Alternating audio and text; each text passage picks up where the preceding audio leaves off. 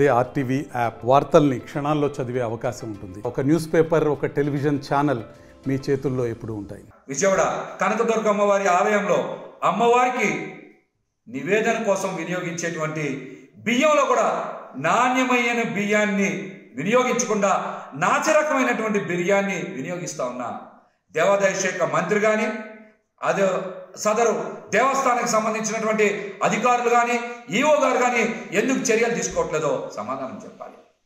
అన్నప్రసాద వితరణకు కానీ పులిహార ప్రసాదంలో కానీ నాసి రకమైనటువంటి బియ్యాన్నే వినియోగిస్తూ ఉన్నారు.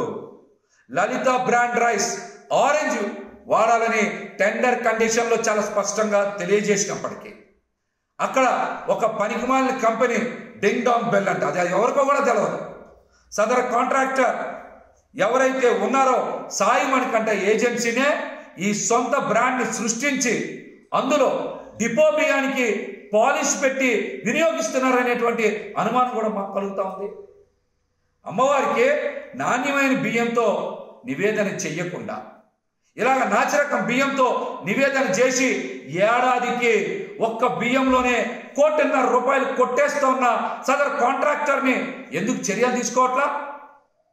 దేవాదాయ శాఖ మంత్రి ఈఓ గారు అదేవిధంగా అక్కడ ఉండేటువంటి అధికారుల మీద కూడా రాష్ట్ర ప్రభుత్వం తక్షణమే చర్యలు తీసుకోవాలి. అమ్మవారికి నాణ్యమైన బియ్యంతో నివేదన చేయలేరా? టెండర్ కండిషన్స్ని అమలు చేయకుండా ఇష్టానుసారంగా సాయి మణికంఠ ఏజెన్సీ ప్రవర్తిస్తూ ఉన్న ఏడాదికి ₹1.5 ఒక్క బియ్యంలోనే, మిగతా పచారీ సరుకులు అన్నింటిలో కాదు, ఒక్క బియ్యంలోనే ₹1.5 అవకతవకలు జరుగుతూ ఉన్నా ఎందుకు స్పందించరు? దీని మీద జగన్మోహన్ రెడ్డి గారు కూడా స్పందించాలి.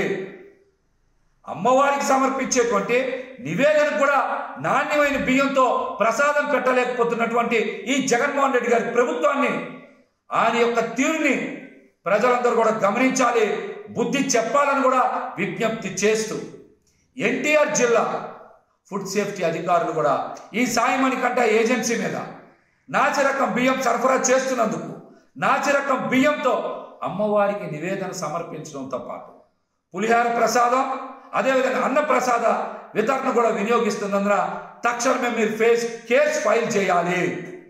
సదర్ కాంట్రాక్టర్ మీద అన్నవరంలో ఈ నాసిరకం బియ్యం సరఫరా చేస్తున్నందుకు కేసు ఫైల్ చేశారు.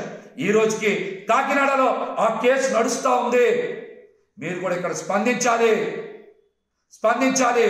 అమ్మవారికి నాసిరకం బియ్యంతో నివేదన చేస్తున్నందుకు తక్షణమే రాష్ట్ర ప్రభుత్వం భక్తులందరికీ కూడా క్షమాపణ చెప్పాలని కూడా మేమైతే డిమాండ్ చేస్తా ఉన్నాం. మరిన్ని వీడియోస్ కోసం ఛానల్ ని సబ్స్క్రైబ్ చేయండి. లేటెస్ట్ అప్డేట్స్ కోసం వాట్సాప్ ఛానల్ ని ఫాలో చేయండి. అండ్ లింక్ డిస్క్రిప్షన్ లో ఉంది.